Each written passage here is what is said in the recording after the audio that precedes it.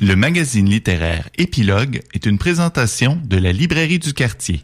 Merci à ce précieux partenaire et à leur équipe de libraires. Vos prochaines lectures vous attendent au 1120 Avenue Cartier. Annie Bussière, un autre voyage qui est plus facile qu'avant maintenant. Oui, mais on s'en va en Corée avec toi. Oui. Dans un... Et, là, t'as le sourire. Quel mot décrit ça? Je vais reprendre mon habitude. Je m'étais dit que cette année, j'étais pour rester calme au niveau des mots. Est-ce que je peux dire que la couverture m'a fait tellement penser à celle du lièvre d'Amérique de Mireille Gagné? Effectivement. La couverture est mauve avec un lièvre oreille bien tendue comme s'il était en plein milieu d'une radiographie. Et le livre s'appelle Lapin maudit. Lapin maudit de la coréenne Chung Bora. Je vous disais précédemment que Chung Bora, Chung, nom de famille, Bora, prénom, avait une vie passablement spéciale elle aussi. Elle est née à Séoul, évidemment. Elle est traductrice du russe et du polonais. Ce qui l'a amené, c'est quand même pas banal. Oui. C'est quand même pas banal. Ce qui l'a amené effectivement à voyager énormément pour ses études, pour sa carrière. Elle a fait de longs séjours, principalement en Pologne. Puis on retrouve quelque chose là-dessus qui s'intitule d'ailleurs Éternel retour. Mais aussi, c'est que d'avoir été plongé dans différentes cultures rapidement et de façon aussi profonde, ça a amené beaucoup Chung Bora à s'interroger sur le sens de la vie, mais surtout à développer son imaginaire. Alors, si vous avez, tout comme moi, aimé les deux autrices argentines, Samantha Schweblin et Mariana Enriquez, vous allez aimer l'approche de Chung Bora. Dans Lapin maudit, c'est un recueil, on retrouve 10 nouvelles, où c'est un mélange, je vous dirais, de réalisme magique. C'est baroque par certains moments, c'est tragique, il y a de la vengeance, il y a de la rédemption, il y a de l'amour, il y a des rêves, tout ça en s'interrogeant sur le sens de la vie et sur la place de la mort, heureuse, violente, naturelle ou pas, qu'on retrouve dans nos vies.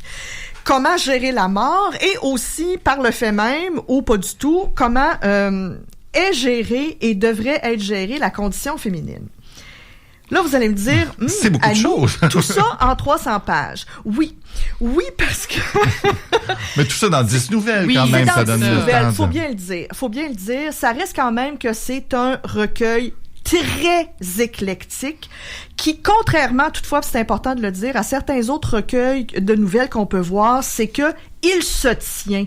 Il n'y a pas de moment creux où tu te dis, ouf, celle-là, elle aurait pu la retravailler, ça aurait dû rester dans le tiroir, pas du tout. Elle s'intéresse à beaucoup de choses, elle a un imaginaire débordant.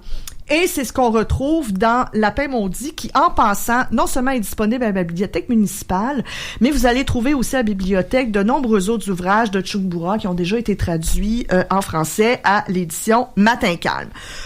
Juste pour vous donner un aperçu de ça ressemble à quoi du Chung Bora. Oui. Je vous dirais principalement une des nouvelles que j'ai le plus appréciées s'intitule « Les doigts glacés ».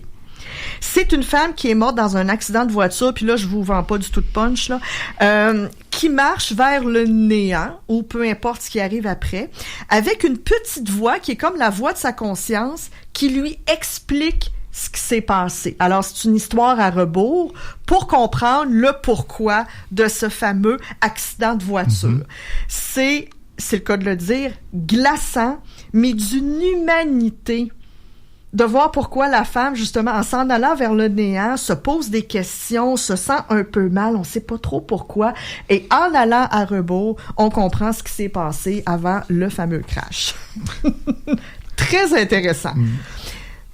Vous avez aussi, celle-là aussi est assez particulière, s'intitule Le piège, c'est l'histoire d'un renard qui suinte de l'or. Simplement comme ça. Et ce qui est le fun de Chung Bora... Tu parlais d'imaginaire. Oui, tout à fait. C'est qu'elle nous amène ces folies douces ou complètement en pleine agression de façon tellement naturelle. Alors là, effectivement, c'est un homme qui vit sur une terre. Il a un renard et un jour, le renard commence à sointer là. Tout simplement. OK, qu'est-ce que je fais avec ça? ben c'est le qu'est-ce que je fais avec ça qui devient absolument hallucinant. Il y a des enfants, il y a des malaises, il y a des maladies, il y a beaucoup de violence malgré la grande humanité de tout ça. Et je vous dirais, pour finaliser tout ça, probablement celle que j'ai préférée aussi s'intitule Cicatrice au pluriel. C'est un jeune garçon qui est séquestré par une chose. On sait pas vraiment qu'est-ce que c'est, mais du fait qu'il est séquestré, on voit les répercussions sur son développement, sur sa vie, les répercussions sur sa famille et son village d'origine. Et quand il réussit, ça non plus, c'est pas du divulgachage, il réussit à se sauver, comment ça vient déséquilibrer l'espèce de consensus qui s'était fait au sein de la famille et au sein du village du pourquoi ce jeune homme-là avait été enlevé. C'est bouleversant parce que quelque part, mis dans un autre environnement, dans un autre type de situation, ce sont des choses qui arrivent dans la vie humaine. C'est assez percutant, honnêtement. Je vous parle de celles qui sont qui fonctionnent sans trigger warning, là. Parce qu'il y en a d'autres qui sont un petit peu plus costauds. Et ce qui est intéressant avec l'écriture de Chung Bora, contrairement à ce que tu nous disais précédemment, Josiane, c'est que elle aime les phrases longues, les phrases complètes.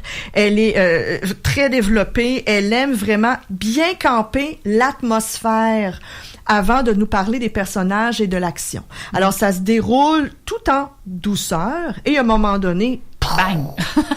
On arrive dans le vif du sujet, mais on a tellement été bien préparé qu'on se dit ah ben oui. Aussi réaliste que cela puisse paraître. Ben oui, c'est correct. Puis t'embarques dans sa folie. Mais honnêtement, c'est pas nécessairement à mettre entre toutes les mains. Plusieurs personnes n'aimeront pas ça. Il faut assumer sa folie. Mais si vous voulez découvrir quelqu'un qui a de l'imagination à revendre, c'est une jeune femme début quarantaine, Chung Bora, Lapin maudit, avec sa superbe couverture chez Matin Calme. C'est ça, Matin Calme, qui est un éditeur, tu me disais, spécialisé dans les romans coréens. Effectivement, c'est une maison d'édition française qui ne fait que de la traduction de livres coréens de différents styles. D'ailleurs, merci beaucoup, Brian. J'en profite pour dire que la traduction a été faite par Anh Yumi, qui est une jeune femme coréenne, et Hervé Péjaudier, qui est son compagnon français. Et parlant de traduction, tu disais qu'elle traduisait du russe, du polonais. Est-ce que l'action de ces nouvelles-là, c'est en Corée ou c'est dans un monde imprécis? Est-ce qu'elle situe son action, je me demandais? Pas à ce point-là. Certaines nouvelles, on se dit, ouais, OK, de la façon dont on parle de la famille, de l'environnement, on se dit, c'est en Asie. Quelque part en Asie, il y en a une qui se passe de toute évidence parce qu'elle le nomme, puis elle nous parle polonais en plus dans le livre. Ça se passe en Pologne. Autrement, ben, ce n'est pas nommé et ce n'est pas important. Parce que l'important, c'est vraiment l'élément déclencheur et la réaction des humains à cet élément-là, à savoir, est-ce que ça devient mon nouveau normal ou est-ce que je capote complètement ma vie? Parce que ça, c'est le choc total qui va faire changer ma destinée de trajectoire. Mais effectivement, la nouvelle, ça va être le point, parce que ça s'intitule « L'éternel retour » et non pas « L'impossible retour ». C'est une jeune femme coréenne qui a l'occasion à plusieurs reprises de retourner en Pologne et qui rencontre un homme. Ils ont toutes sortes de choses à vivre ensemble. Et de toute évidence, et par l'émotion qui ressort de cette nouvelle-là, ça doit être autobiographique. Tu disais qu'elle en avait fait plusieurs autres livres. Est-ce que c'était le premier que tu lisais d'elle? Moi, c'était le premier et je peux t'informer tout de suite que ce ne sera pas le dernier. Parce que tu vas lire les autres. Je vais aller lire les autres. J'ai vraiment beaucoup aimé son approche. Son style littéraire coule de souffle. Puis, à l'instar aussi de Josiane, j'aime ça quand je suis plongée dans une phrase, plongée dans un environnement, plongée dans une émotion au lieu d'avoir du tac, tac, tac, tac, tac. Et Chung Bora vraiment a l'attention et l'intention de nous envelopper dans un cocon de ouate avant de nous frapper dessus avec un marteau. Mais j'écoutais en balado Caroline Dawson qui donnait une entrevue à Dominique Tardif de La Presse, puis elle disait qu'à un moment donné, elle avait une saturation d'écriture contemporaine. Donc, de justement ces chapitres-là courts, ces phrases courtes, ces ellipses, et elle retournait lire du Balzac.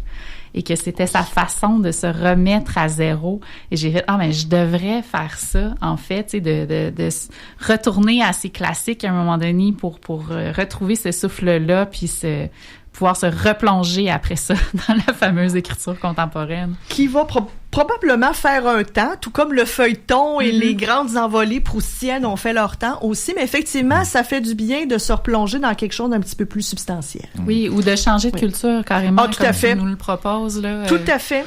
Mais ça a l'air excessivement singulier, en tout cas, ce livre-là. Oui, ça l'est. C'est très tentant. Ça l'est. Puis honnêtement, effectivement, pour les personnes qui sont peut-être un peu réfractaires à dire « Ouais, singulier, est-ce que je vais aimer ça? » Tant qu'à commencer votre parcours de la singularité, ben pensez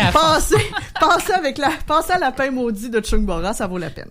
Je le remets à la bibliothèque municipale cet après-midi. Donc vous pourrez... Je vais aller le réserver de ce pas. Si vous voulez, vous le réservez ou aller le chercher, il va être disponible à partir de cet après-midi. Une des nouvelles de ce livre-là s'appelait L'Éternel Retour. Oui. On va aller parler de l'impossible retour maintenant en roman avec Amélie Nothomb au retour de cette pièce d'Élie Medeiros.